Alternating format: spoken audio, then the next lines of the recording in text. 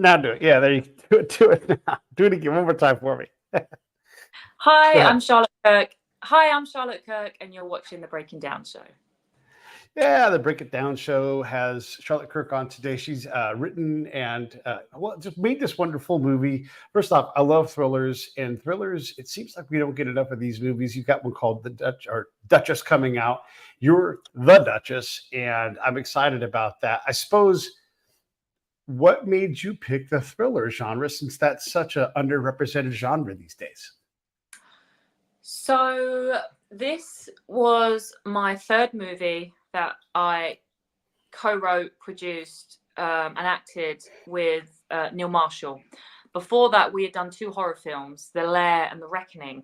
So we were sitting there one day and was like, okay, so we've done two horror films. What genre do we want to do next?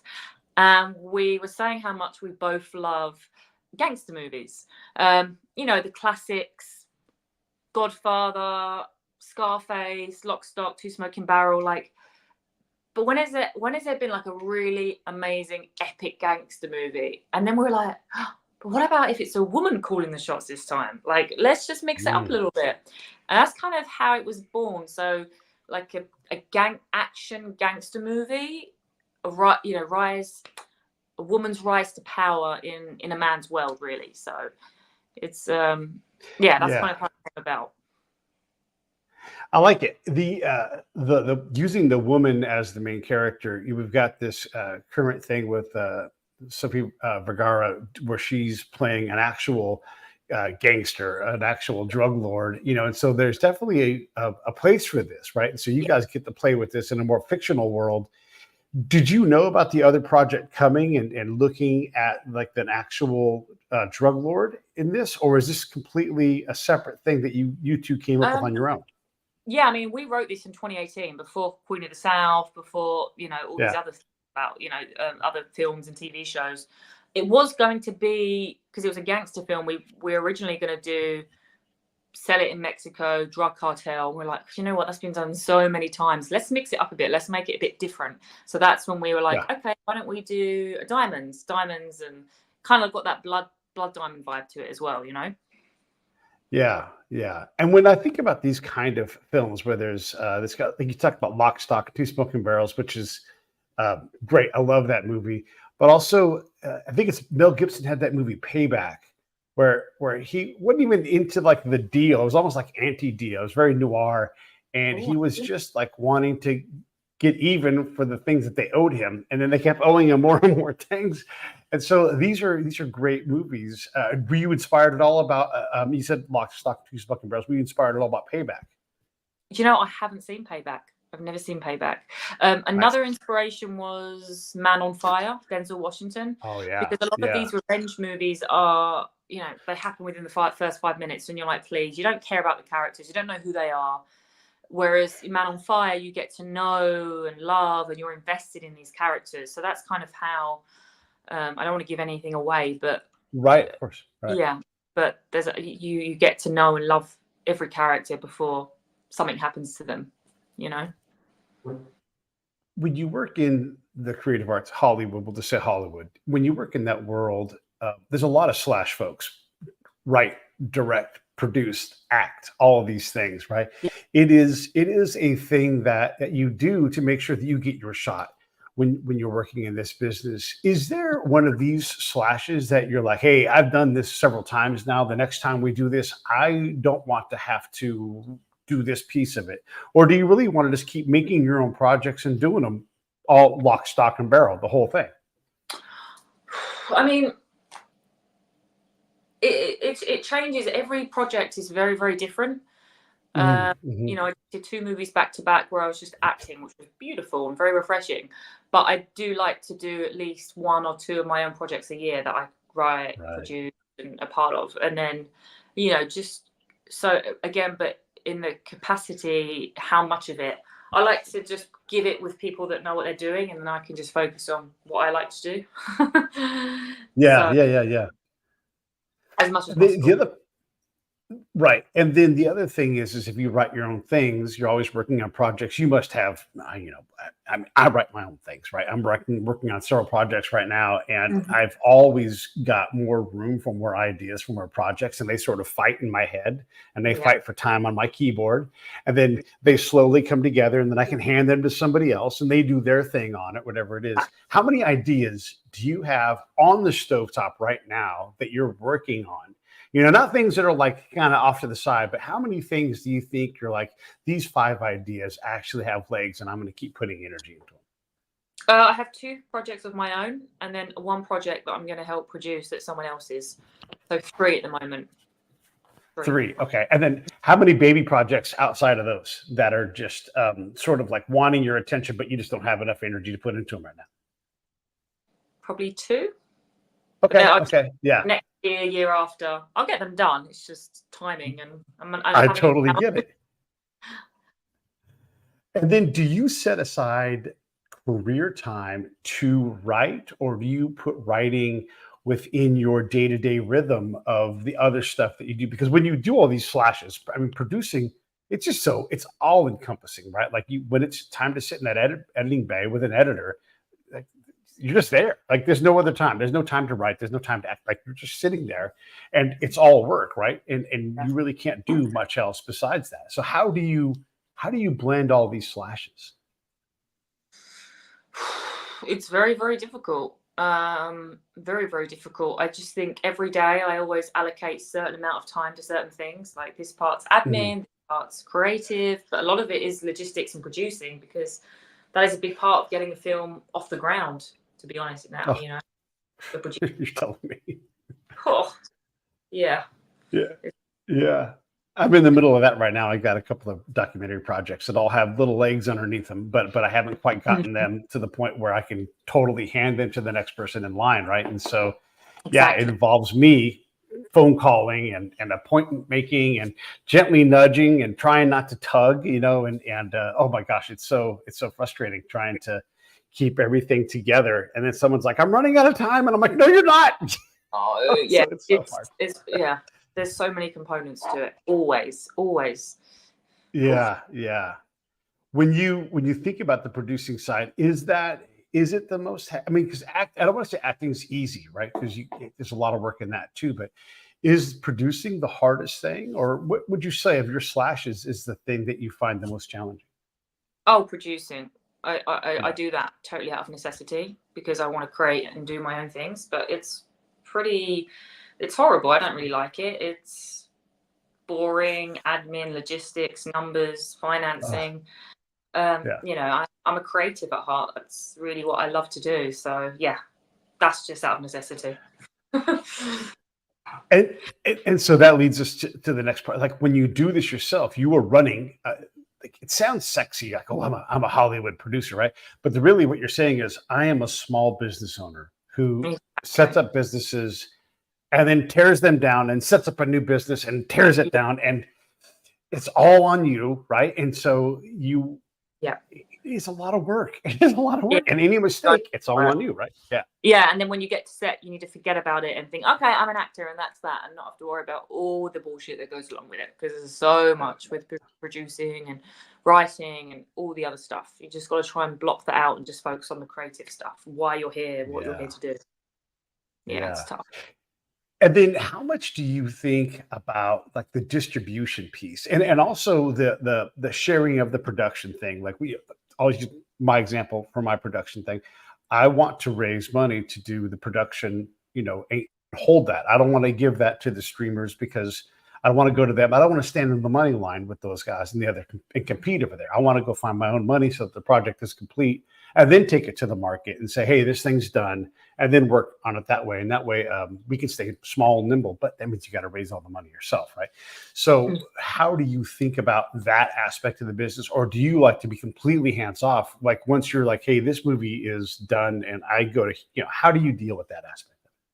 I think every project's different. Some like the Lair was pre-sold, so that was like it was just acting. We pre-sold it, so that was kind of headache free, which was nice. But then there's other Yeah, projects where, as you said, if you find the money and you can raise the equity, then it's great because you have full control, and then when you sell it, you can put stipulations on it and you can negotiate and you have leverage because you've got a tangible asset.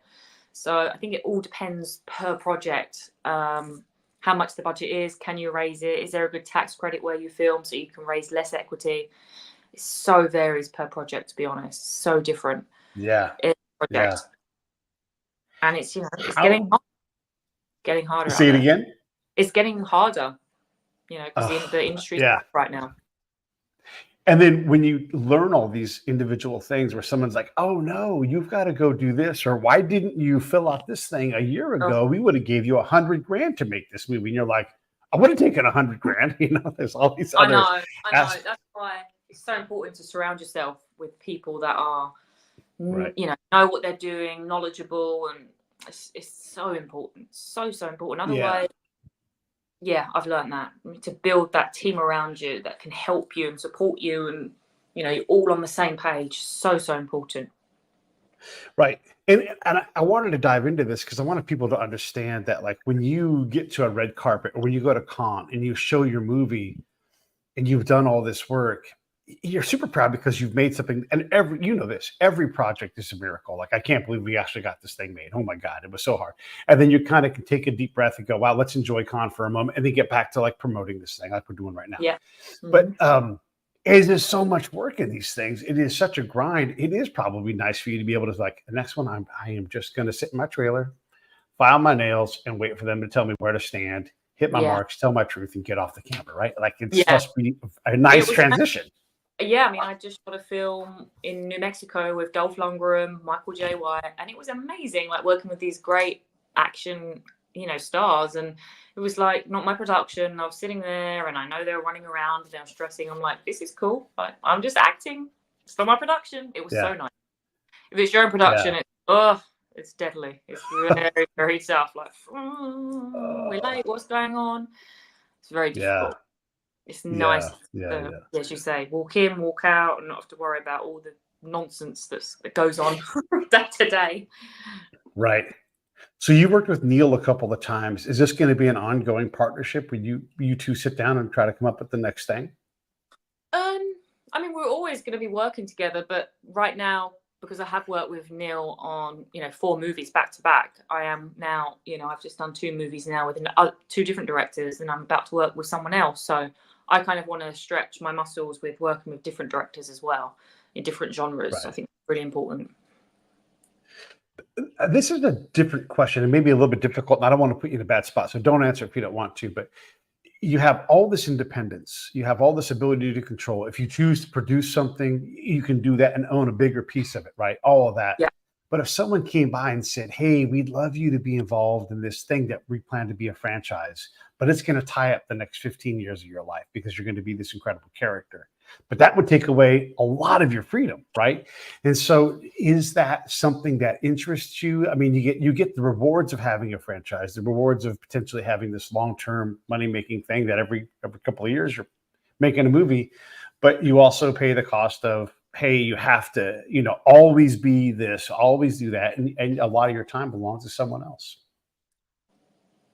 I think it's they call it the golden handcuffs. I think that's a really difficult one. It depends. Like, it really depends on, can I do any movie, or is that just your movie? Like, I think with Bond, for example, you can only do Bonds, right? If you're the Bond, like James Bond. I don't know. It depends what the role was. I'll have to say. It depends what.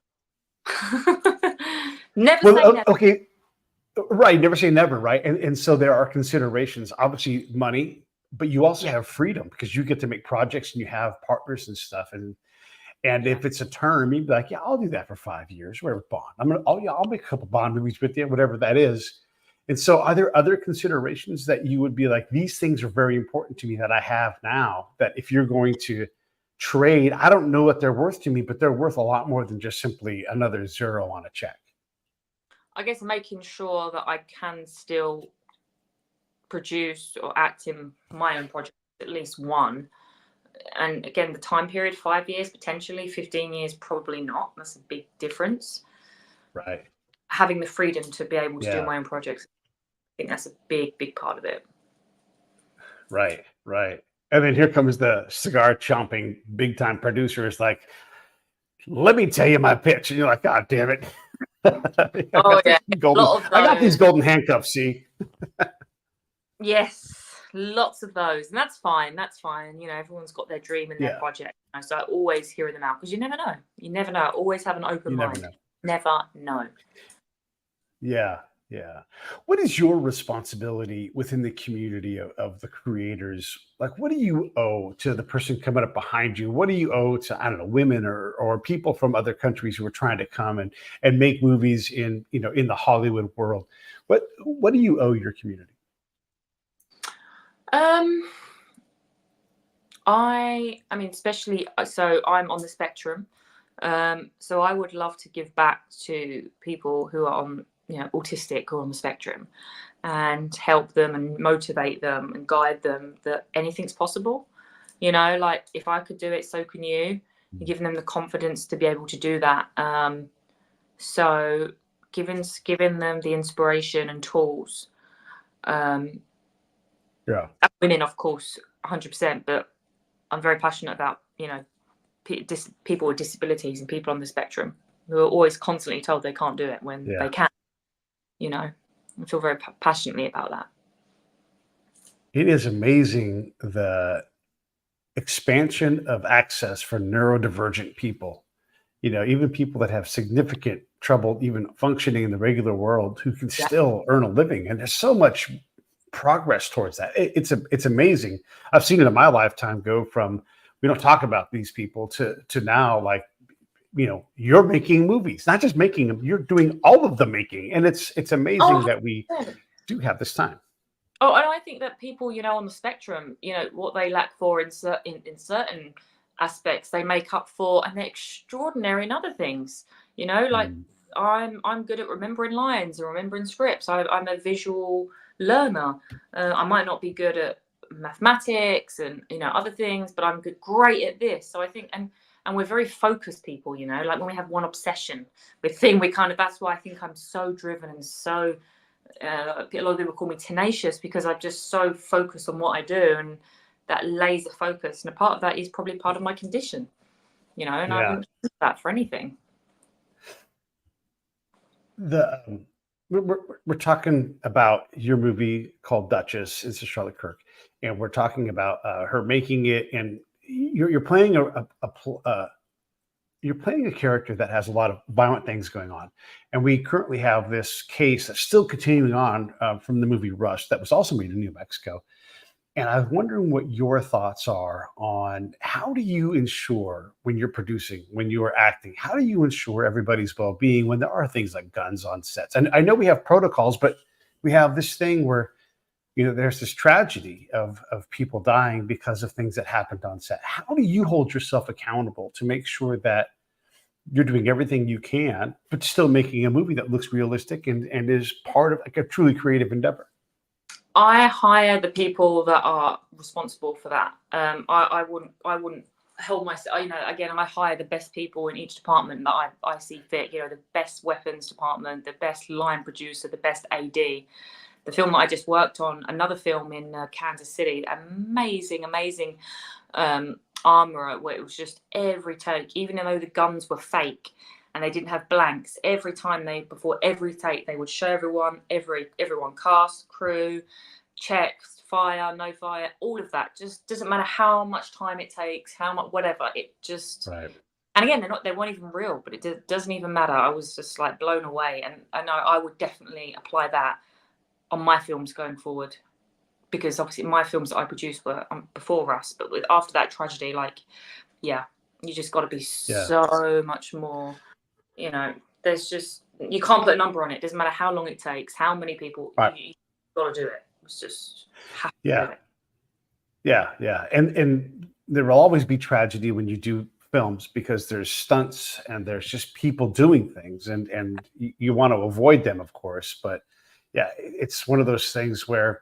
you know, how much and how do you manage it? And I appreciate you answering that question, because these aren't easy questions to answer, but you have all of these things under your responsibility because you're making the thing. Even if you're on set and you're the actor and you have this thing in your hand, you have to trust. And so you watch the armor or do the machine, or do the test or do whatever. And you're like, yeah, okay, I've watched this happen. Now I can do my job and do it safely. I think it's great. And I appreciate you answering that question. It's not the easiest thing in the world to talk about, but it's important.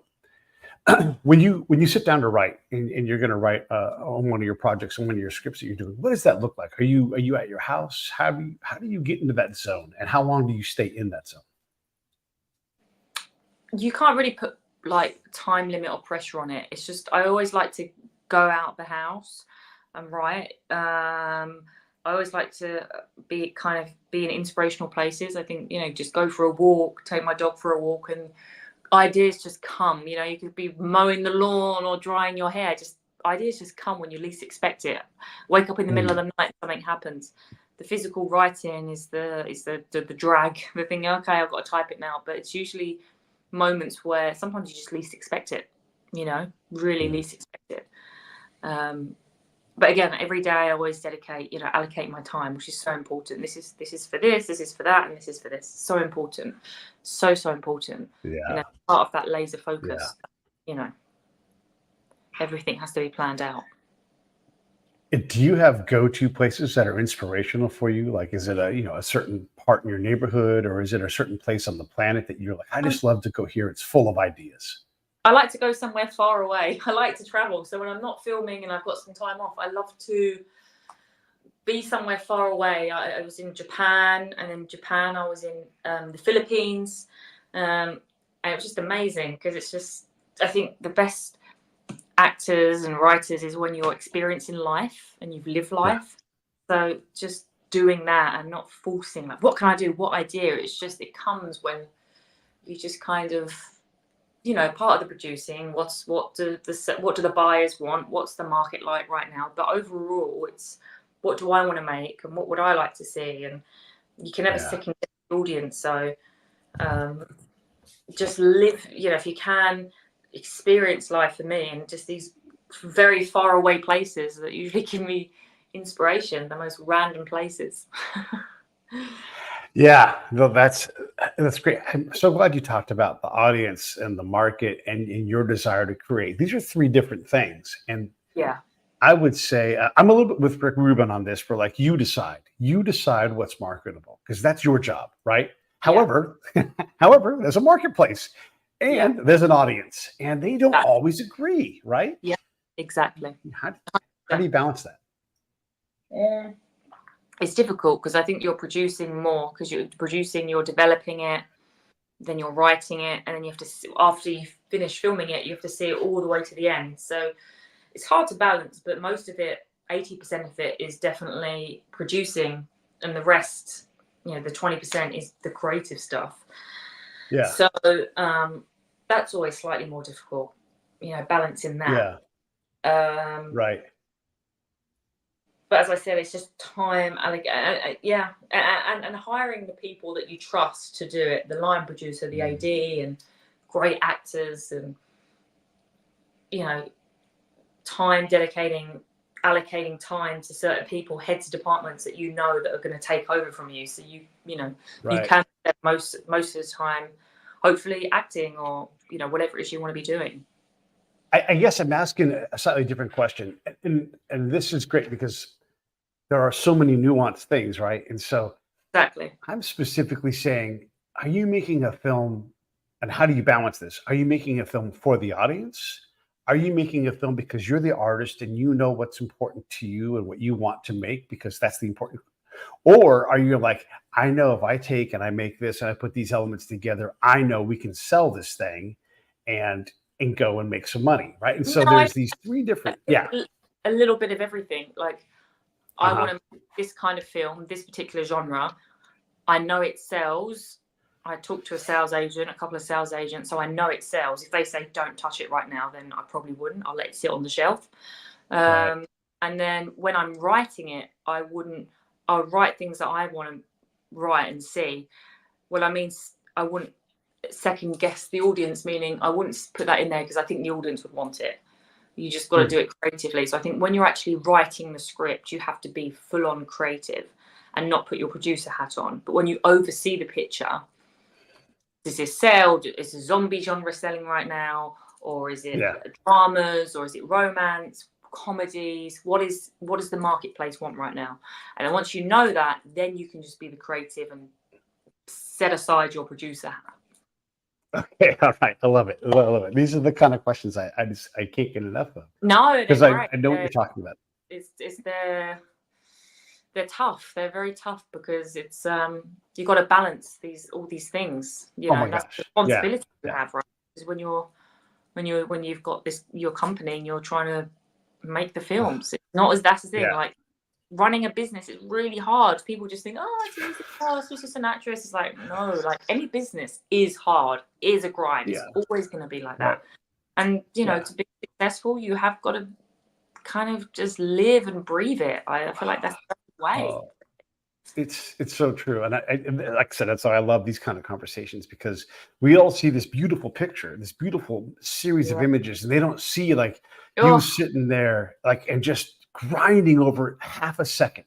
Yeah, and exactly. some sound that, and like you're just like painstaking.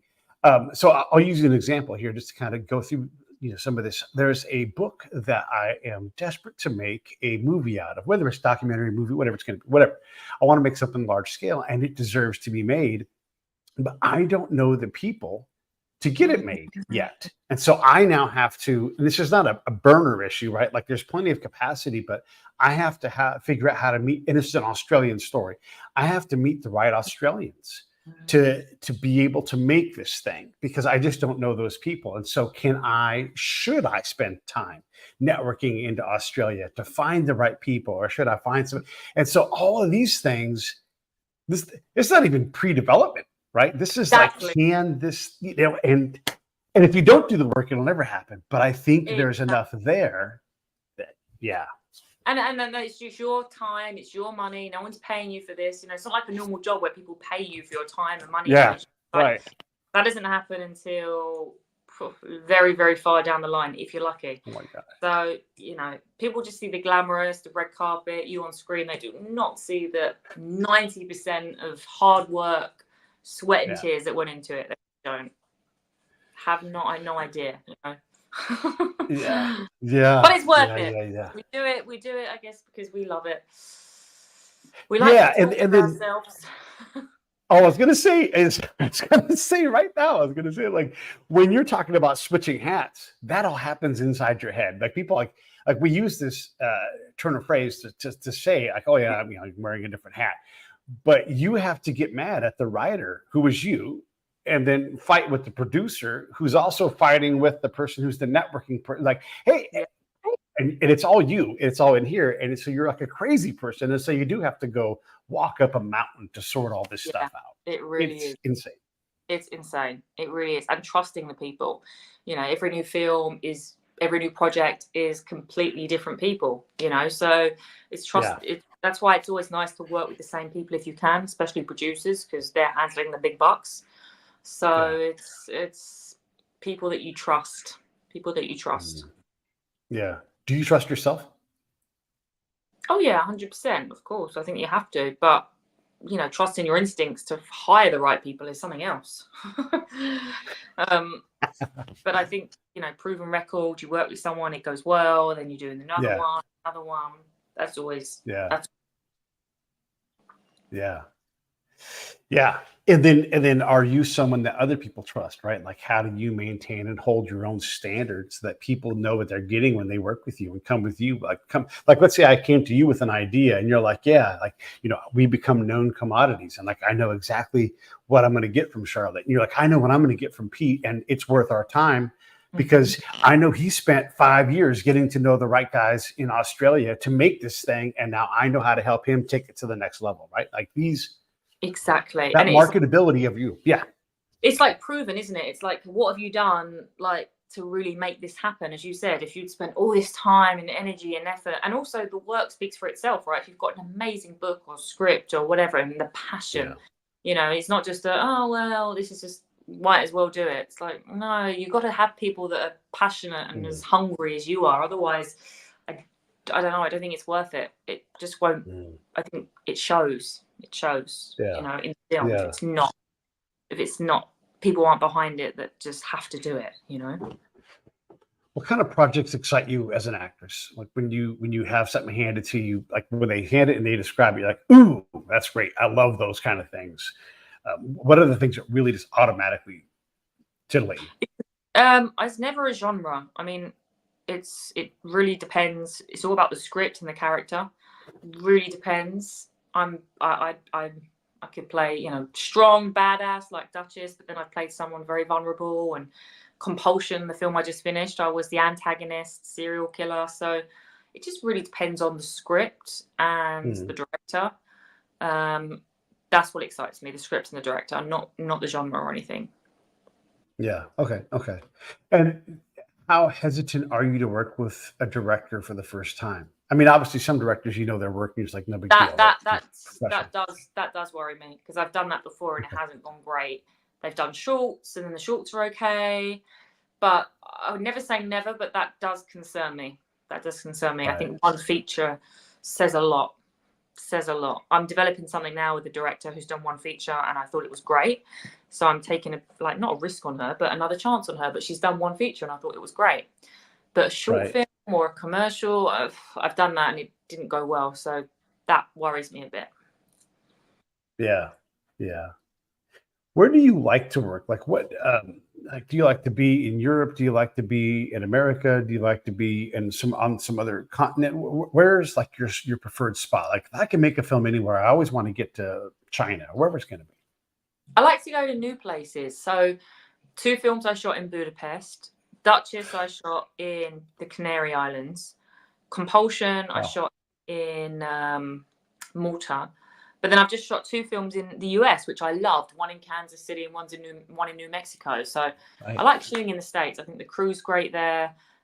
It's nice to understand the language with the crew, because I've shot a lot of films abroad. That's a big deal for me. So it's nice. So you're all on the same page. So I really do like shooting in the US, to be honest. Yeah. Yeah. Well, thanks. We like the US too. Malta is a place where people go to make movies. It is such a tiny place. They have a couple little islands around where you can do things, but it's amazing that they've turned themselves into like a little bit of you would never think in a million, like people don't even know where Malta is, right? Yeah. But it's such a culturally complex place. The fact that they turned it into a destination for movie makers, it's amazing to me. Well, the tax credit's good. That's why. It's all about the tax credit. Yeah, like 45%. So, and the UK's gone up now. So, to be honest, as a producer, it just really depends where the tax credit is, and you just make it work. Right. Make it work. Yeah. Is that the same for Budapest then too? Is just the advantages of the taxes? It's a lot less. I think it's like 25%. But it worked for us there because we had the sets already. It had a castle, it had the back lot, so it worked for that film. That film, The Reckoning. How much time do you spend in front of a screen watching somebody else's work? And do you stay modern with that stuff? Do you look back at classics? What do you spend your time watching? I watch a lot of films that I'm researching. So if I'm doing a horror film, I watch lots of horror films. If I'm developing a romantic, I watch lots of romantics. But then I just like to go back to the classics, like, you know, Casablanca and Gone with the Wind and On the Waterfront, like just classics that are just, you know, just nice. Yeah, Sunday afternoon movies. Then I love a good documentary on Netflix. You know, like I like Forensic Files. They're always good. Juicy. Come up with some horror ideas. It really depends what mood I'm in. But but I do like good documentaries as well, like real people. Yeah, it's a golden age for documentaries right now. So we're talking with Charlotte. She made a movie called Duchess, and she's a badass in that. It's a revenge thriller type thing. And it comes out on the 9th of August, which is soon, and it's going to be on streaming platforms. Where is it going to be at? I know it's digital, but where can people go to find it specifically so they can just... So it's on iTunes. You can actually pre-order it now on iTunes. iTunes, Apple, Amazon, all the usual suspects. Sabana releasing it on the 9th. And it's also going into cinemas here in the UK as well. So very excited about that. Oh, nice. Yeah, That is nice. Okay, so as well. Duchess on Amazon. Yeah. Why did you guys choose to do the theatrical release? Like, is that for awards, or was there a particular reason why? No, just the distributor wanted it here. It's a different distribution company. They, I guess, like it's a British film, so yeah, it's going into cinema. So I'm excited about that. I got you. I'm trying to find the link for Duchess on Amazon while we're talking here. So let me ask you this question. Okay, yeah. Uh, Yeah, it's on what was the Amazon. hardest thing about making this? Go ahead. What's the hardest thing? Well, filming it was really tough because during production, it was during COVID. I got COVID. The director got COVID. I mean, I thought we were going to have to shut down, which was horrific. So that was it. It was a very tough film to shoot. Very, very tough for that reason alone, really. But we got it in the can. Come what may, we did it. So that was very, very challenging.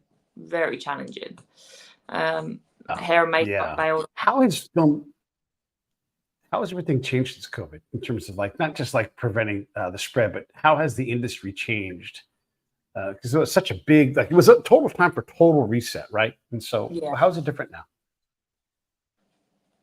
I think it's really hurt the movie business. I think during COVID, everyone was buying a lot of movies, overpricing movies, and now it's kind of the ripple effect has happened. It's all gone the other way. Now it's people aren't paying the money they should be paying for movies. So we're seeing that. We're seeing that people are paying, I think, like a lot less than what they should be. And I think that is that's because of COVID. Yeah. Is it going to come back? Is it going to become more of a I hope so. I mean, I think productive market? It comes in waves. Like right now it's a buyer's market. So, it's a buyer's market. So, but it comes in waves. So I'm hoping, I don't know if it's going to be immediate, but it's very tough to know. I mean, I don't know how many years we got. What is it? 10 years left, and AI is going to take over. So I'm like, let's just churn as many movies out before the world ends.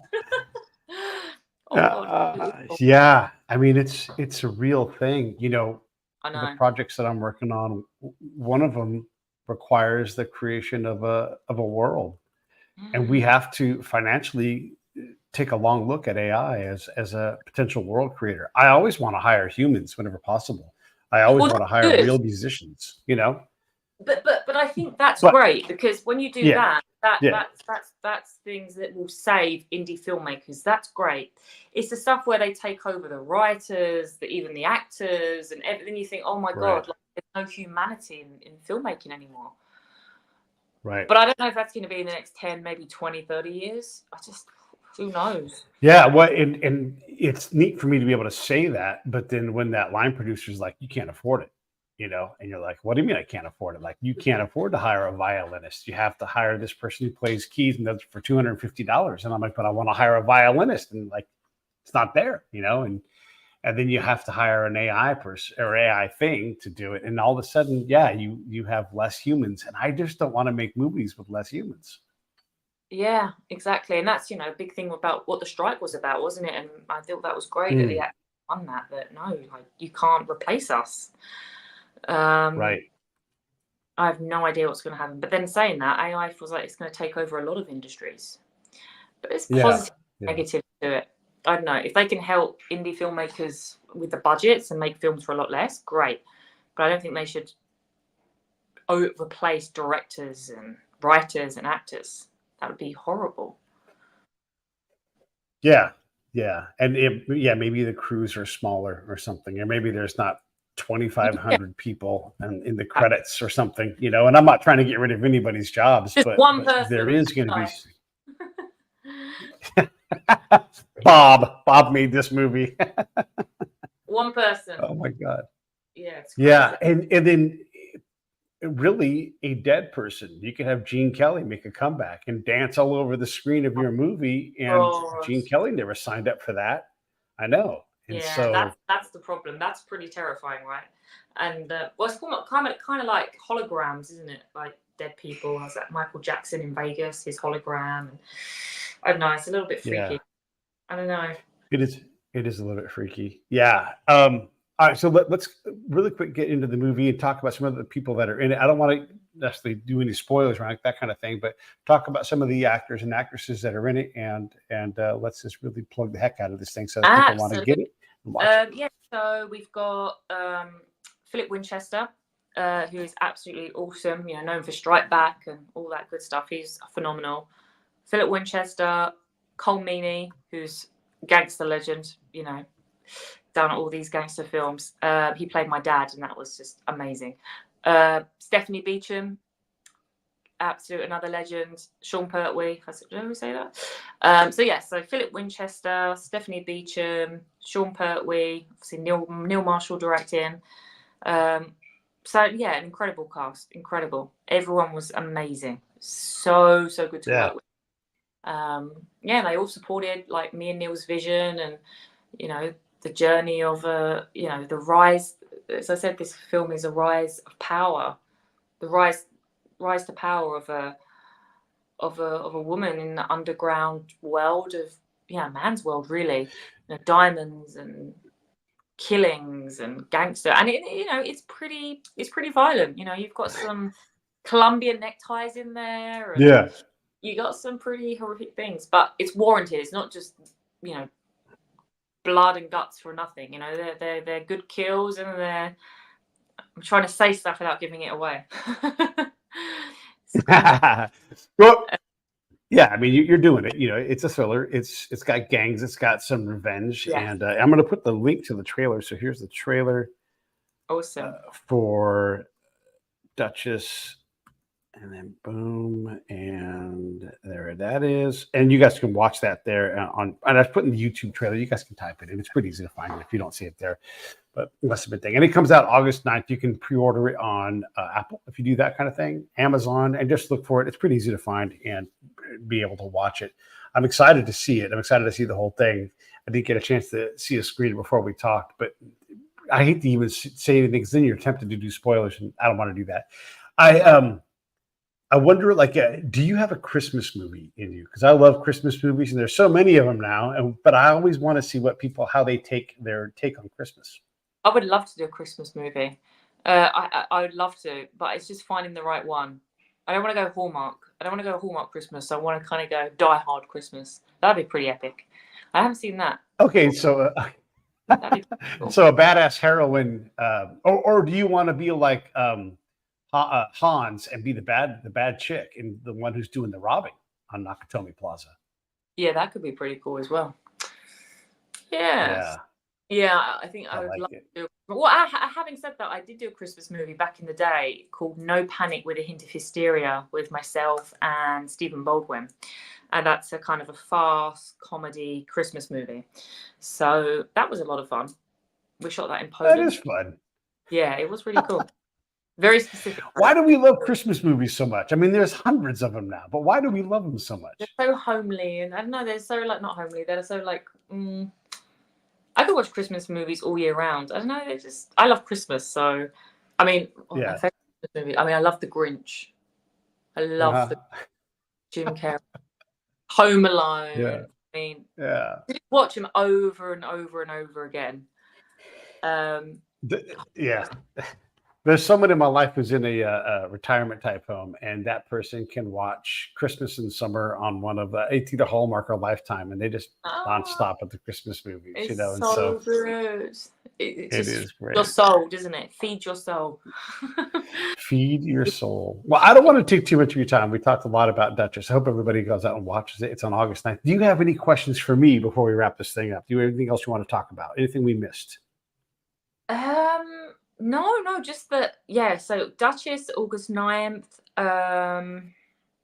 Fight or Flight that's coming out next year as well, which I'm super excited about. Compulsion.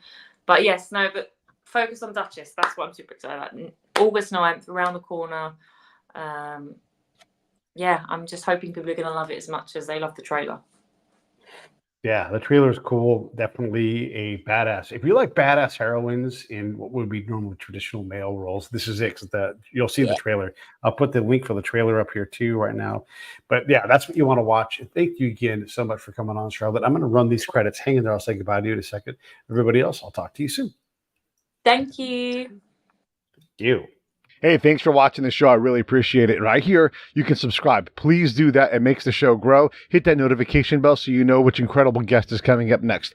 Down below is the PayPal link. You can put a small subscription in. That is an enormous help. All that money goes right back into the show. And then right up over here are the next episodes you should listen to, curated by yours truly. Thank you so